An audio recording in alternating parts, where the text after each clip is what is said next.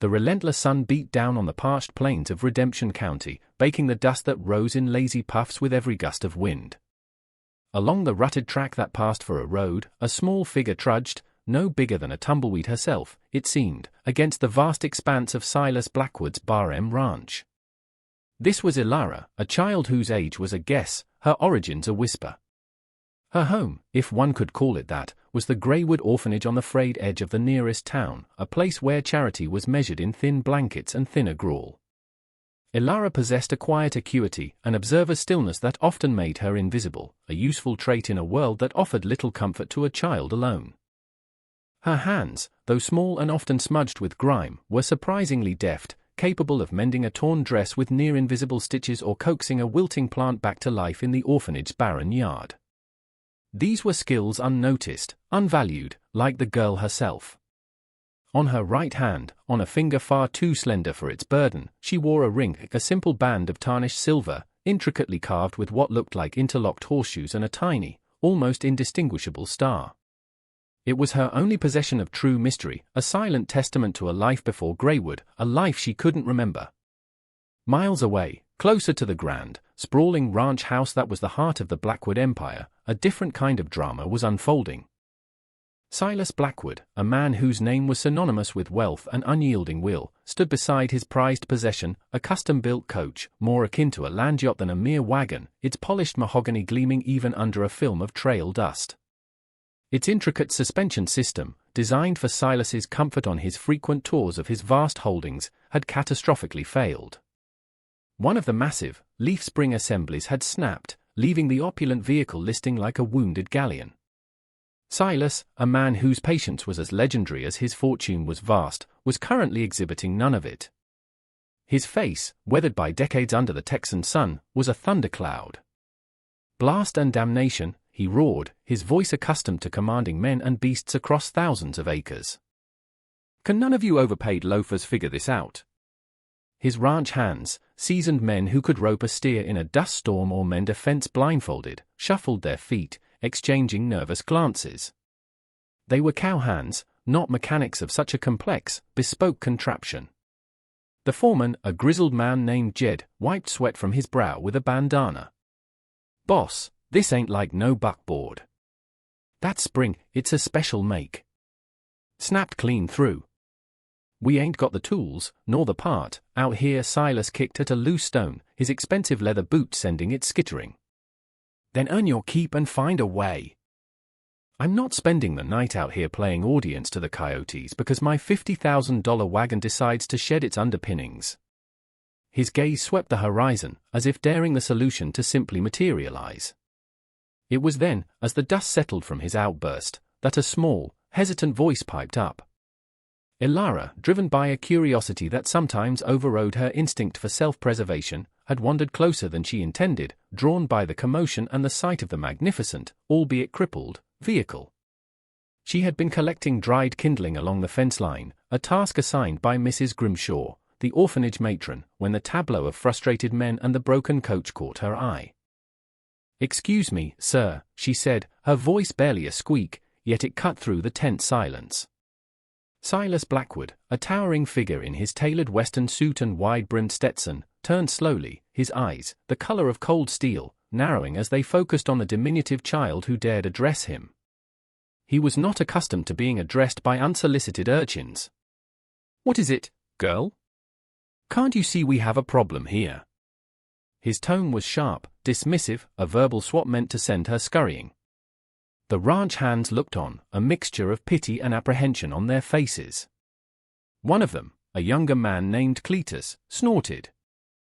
"Looky here, a field mouse come to offer advice." Ilara flinched almost imperceptibly at the scorn but stood her ground, her gaze fixed not on Silas's imposing figure, but on the damaged undercarriage of the coach. The torsion shackle, it sheared off its mounting bolts because the primary leaf in the spring assembly fractured under load, she stated, her voice clear and surprisingly steady, though still quiet. "You can see the stress lines near the fracture point. It wasn't just a sudden break, it was fatigued." She pointed a small, dirt-stained finger towards the mangled steel. A stunned silence fell over the group. The men stared, first at Ilara, then at the broken spring, then back at Ilara. Jed, the foreman, leaned down, squinting at where she indicated. He grunted, a sound of reluctant acknowledgement. Silas Blackwood himself, for the first time that afternoon, seemed momentarily lost for words. He lowered his head slightly, peering at the child with an expression that shifted from irritation to utter disbelief. Who was this slip of a girl, speaking of torsion shackles and stress fractures with such unnerving accuracy? The men exchanged bewildered glances. Jed scratched his head, his earlier confidence in his own assessment visibly shaken.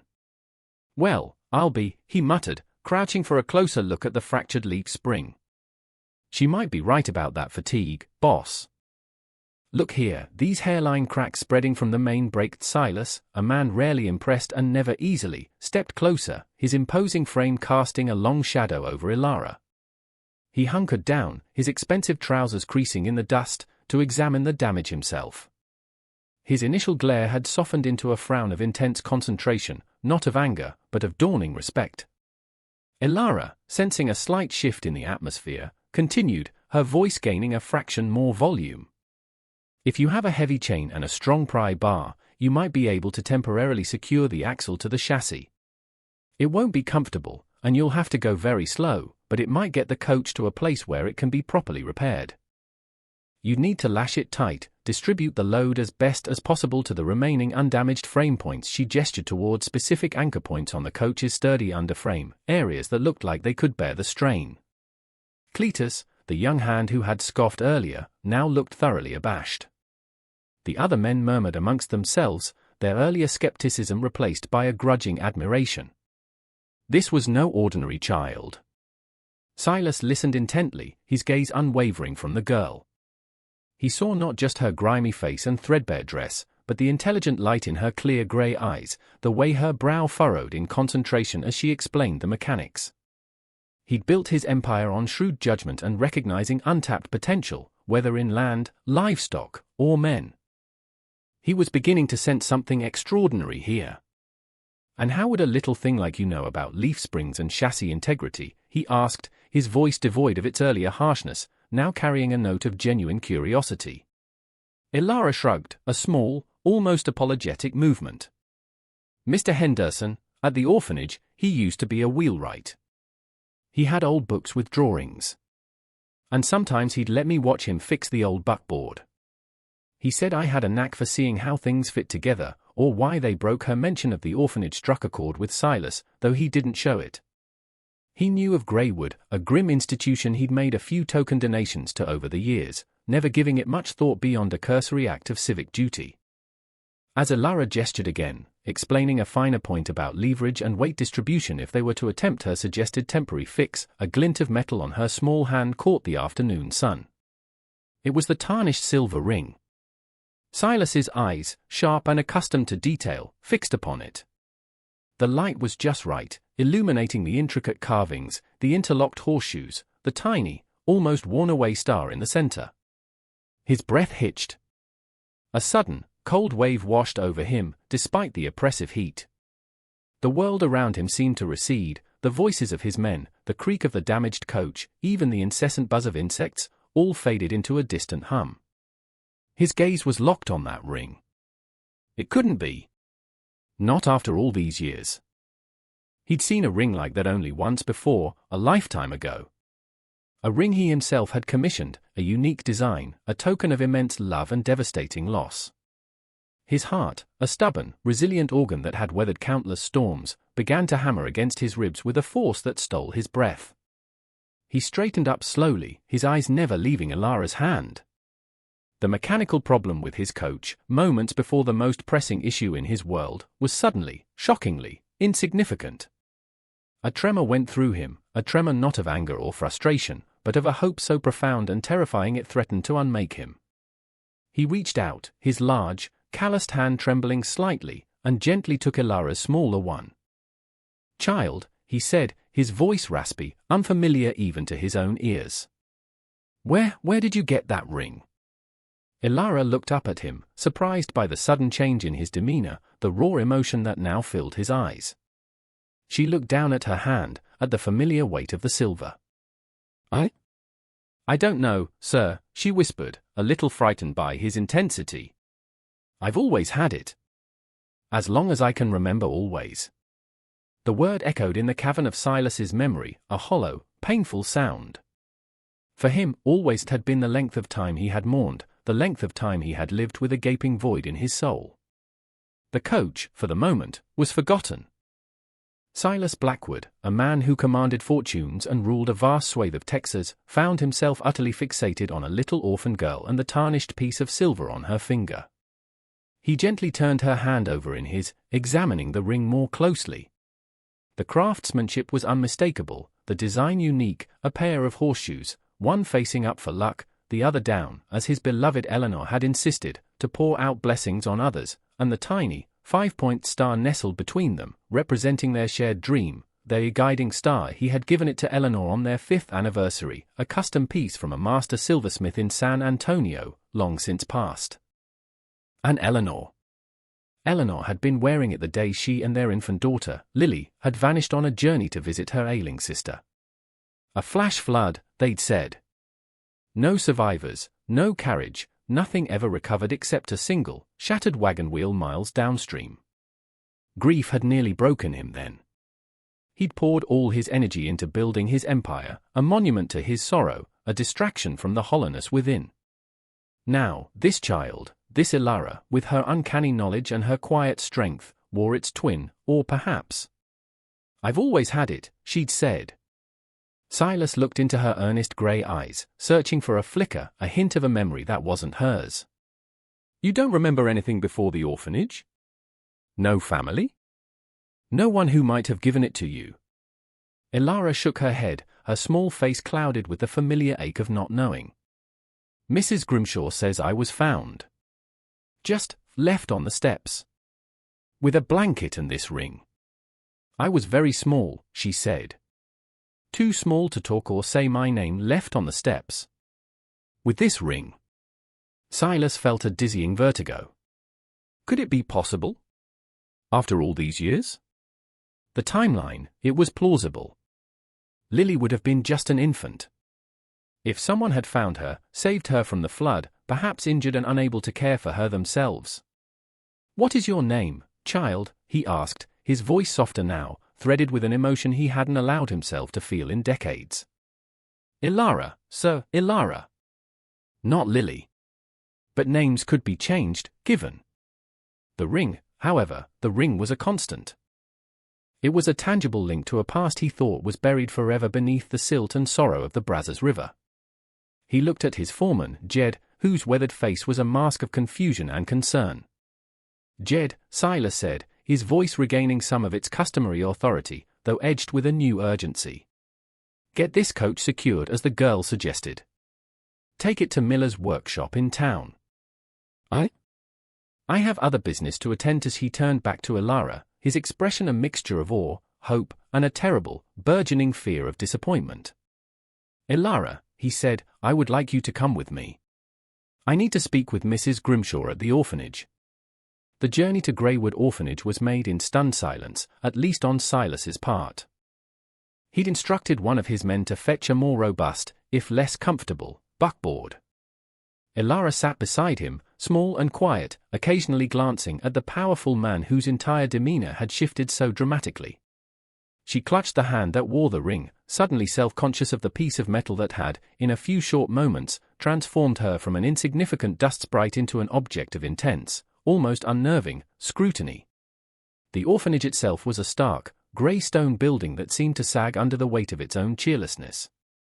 As Silas Blackwood, a figure rarely seen in this impoverished part of town, strode through its creaking doors, a hush fell over the already subdued occupants. Mrs. Grimshaw, the matron, a woman whose face seemed permanently pursed in disapproval, emerged from her small office, her expression shifting from surprise to a calculated deference upon recognizing their visitor. Mr. Blackwood! To what do we owe this unexpected honor? She asked, her voice thin and reedy. Silas wasted no time on pleasantries. Mrs. Grimshaw, I'm here about this child. Elara, he gestured towards the girl, who stood slightly behind him, looking even smaller in the gloomy hallway. And specifically, about this ring. He gently took Elara's hand again, showing the ring to the matron. Mrs. Grimshaw peered at it through her spectacles. Ah, yes. The ring. She's always had it. Came with her, it did. Along with a rather fine wool blanket, though threadbare. That's all we know. Her tone was flat, matter-of-fact, as if discussing inventory. And when exactly did she arrive? Silas pressed, his gaze intense. Let me see. Mrs. Grimshaw shuffled back into her office, emerging a moment later with a dusty ledger. She ran a bony finger down a page. Ah, here we are. Ilara. No surname. Left on the doorstep, morning of April the 17th, 22 years ago. Estimated to be around a year old, perhaps a little less. Found by old Martha, the cook at the time 22 years ago. April. The flash flood that had taken Eleanor and Lily had been in early April, 23 years ago. Lily had been just shy of her first birthday. The dates aligned with terrifying precision. If Ilara was estimated to be about a year old when found, 22 years ago, she would be 23 now. Silas felt his blood run cold, then hot. Was there anything else? A note? Any distinguishing marks on the child? Mrs. Grimshaw sniffed. If there had been a note of any consequence, Mr. Blackwood, we would have pursued it. As for marks, infants have many. Nothing that seemed out of the ordinary to the doctor who examined her at the time. Just a small, star-shaped birthmark on her left shoulder blade. Faded now, I imagine a star-shaped birthmark. Silas swayed, reaching out to steady himself against the door frame. Eleanor had called it Lily's a little star, a tiny, perfectly formed mark, a celestial echo of the star on the ring. He stared at Ilara, a desperate, wild hope warring with decades of ingrained grief. Her shoulder blade, he whispered.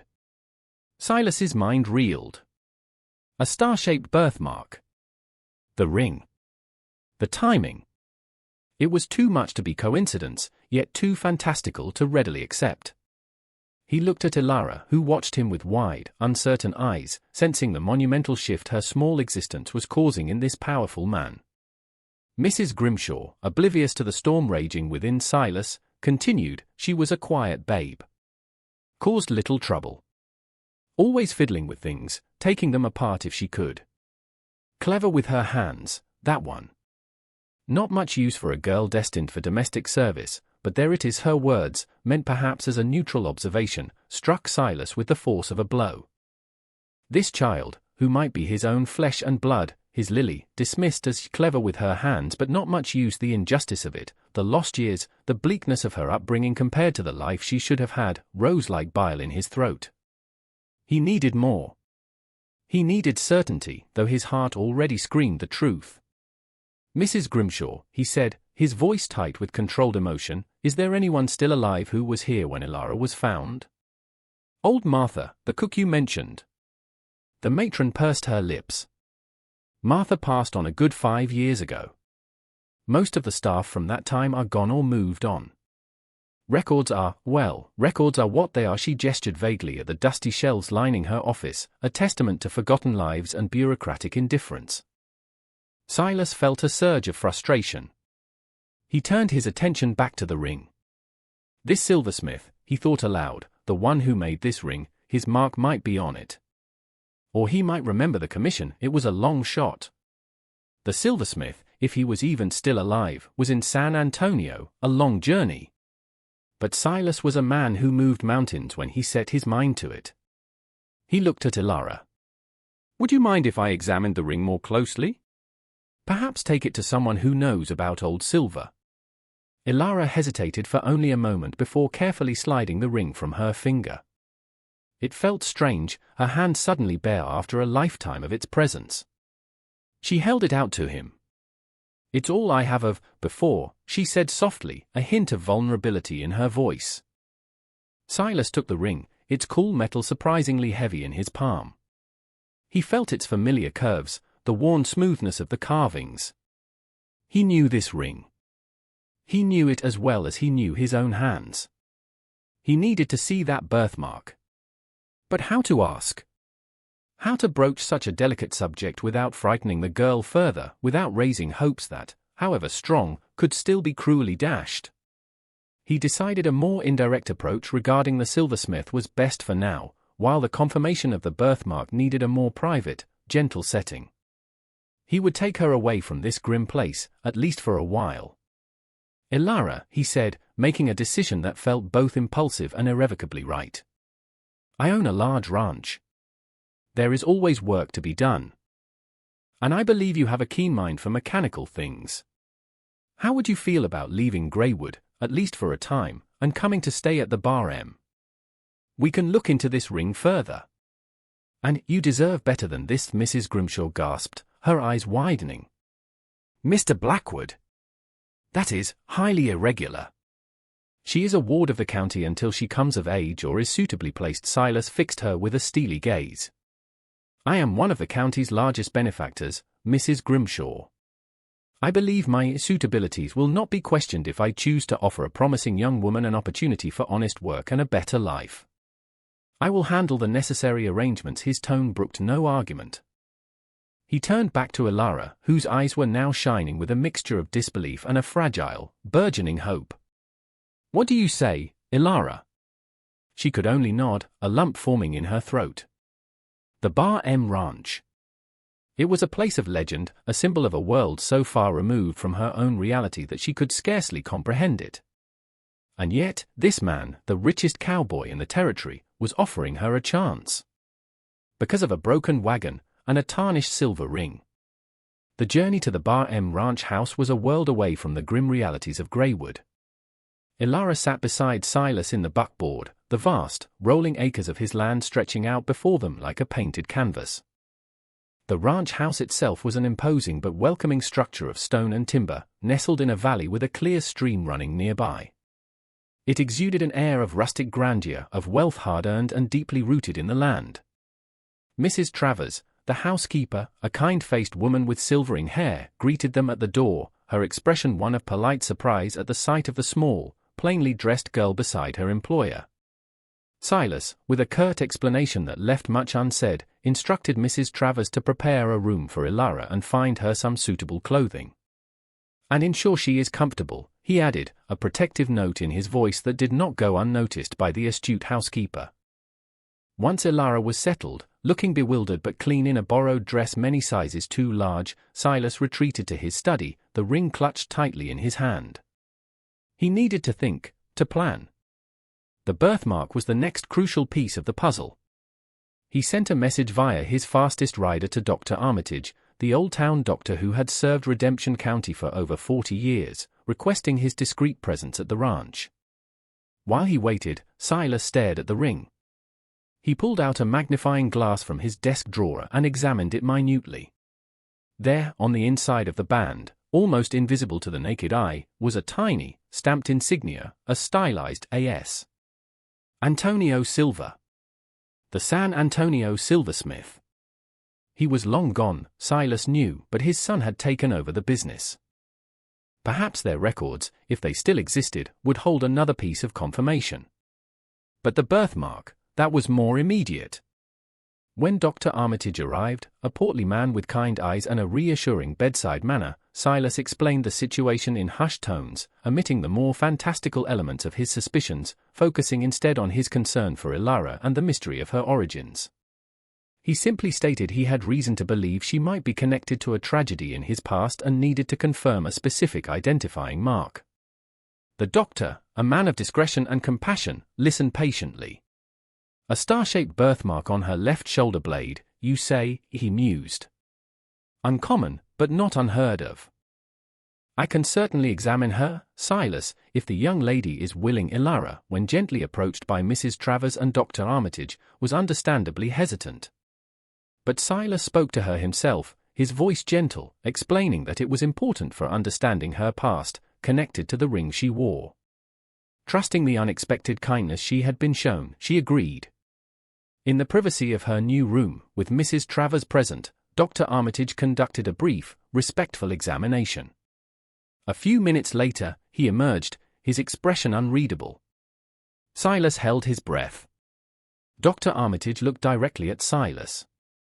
Well, Silas, he began slowly, the young lady is in good health, though clearly undernourished for some years. And yes, there is indeed a small, faded, but quite distinct stellate pigmented lesion, the star-shaped birthmark, precisely on her left scapula. The world tilted for Silas Blackwood. The air rushed from his lungs. It was true. All of it. The ring, the timing, the birthmark. This was no mere coincidence. This was a miracle, a cruel jest of fate turned into an impossible second chance. Lily. His Lily. Standing right here, in his house, after all these years. He sank into the nearest chair, the powerful rancher suddenly looking old and vulnerable. Tears, emotions he had suppressed for more than 2 decades, welled in his eyes. He didn't try to stop them. Through a watery haze, he saw Ilara, Lily, being led back into the study by Mrs. Travers. She looked at him with concern, her brow furrowed. Silas struggled to compose himself, the reality of the doctor's confirmation washing over him in successive waves of disbelief, joy, and a profound, aching sorrow for the lost years. He motioned for Ilara. He had to start thinking of her as Lily, his Lily, to come closer. She approached hesitantly, her gaze fixed on his tear-streaked face. Mrs. Travers and Dr. Armitage discreetly withdrew, sensing the deeply personal nature of the moment that was about to unfold. Ilara, Silas began, his voice thick with emotion, what I am about to tell you may be difficult to believe. It is difficult for me to comprehend, even now. He took a deep, steadying breath. That ring you wear. I gave it to my wife, Eleanor, many years ago. It was a unique design, made only for her. Ilara's eyes widened, her hand instinctively going to her chest, where the ring would have been had she been wearing it. And the birthmark on your shoulder, our daughter, Lily, had one just like it. We called it her little star. He paused, his gaze searching hers, willing her to understand, to feel the truth of his words. There was an accident, he continued, his voice cracking. A flash flood. We were told Eleanor and Lily were lost. That they perished. For 23 years, I believed I had lost everything. Ilara stood frozen, her mind struggling to process the enormity of what he was saying. The daughter of this powerful, grieving man? The lost child in a story of such profound tragedy? It felt like a dream, a wild, impossible fantasy. But how, she whispered, her voice barely audible. How could I have survived? Why was I at the orphanage? Silas shook his head, his own question still unanswered. I don't know all the details, child. Perhaps someone found you after the flood, injured, unable to identify you. Perhaps they were too poor or too frightened to come forward. They left you where you might be cared for, with the only link to your past they could provide, your mother's ring. He reached out and gently took her hands. Your mother's name was Eleanor. And your name, your given name, is Lily. Lily Blackwood. Lily.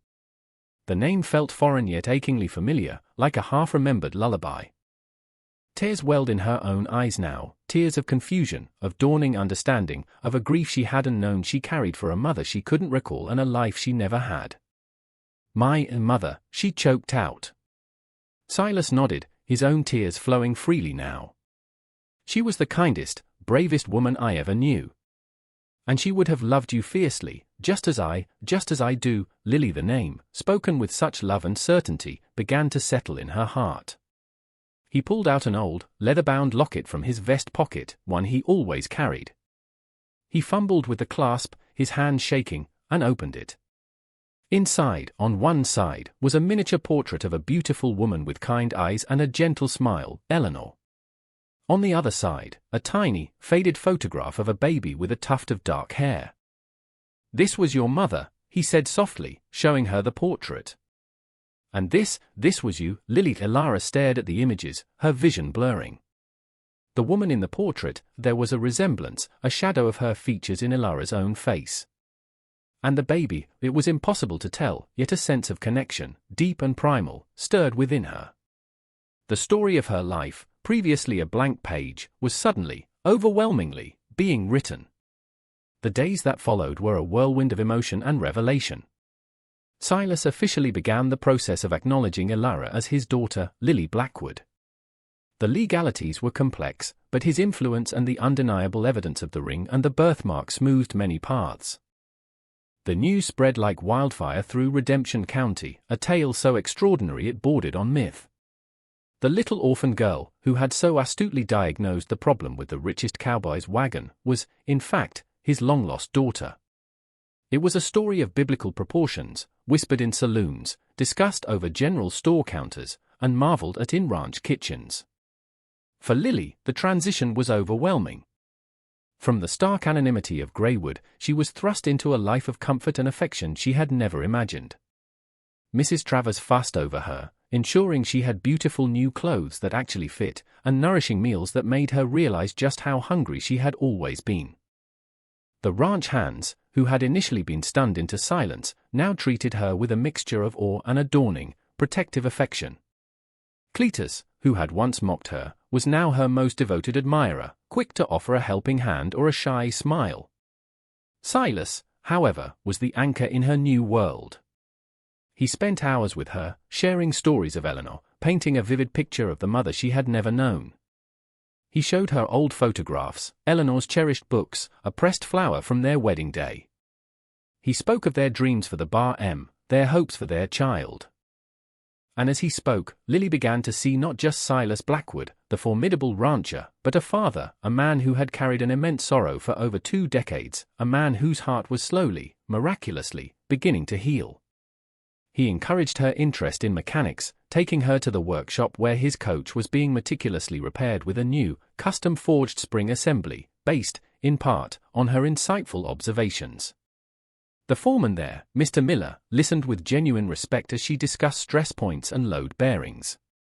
Silas watched these interactions with a quiet pride, seeing Eleanor's intelligence and his own practical acumen reflected in their daughter. The ring, now polished and gleaming, remained on Lily's finger. It was no longer just a piece of tarnished silver, a link to an unknown past. It was a symbol of reunion, of love enduring beyond tragedy, of an identity reclaimed. It was a testament to her mother's love and her father's unwavering memory. The true antagonist in their story had been cruel fate, the anonymity of tragedy, and the indifference of a system that had failed to look deeper.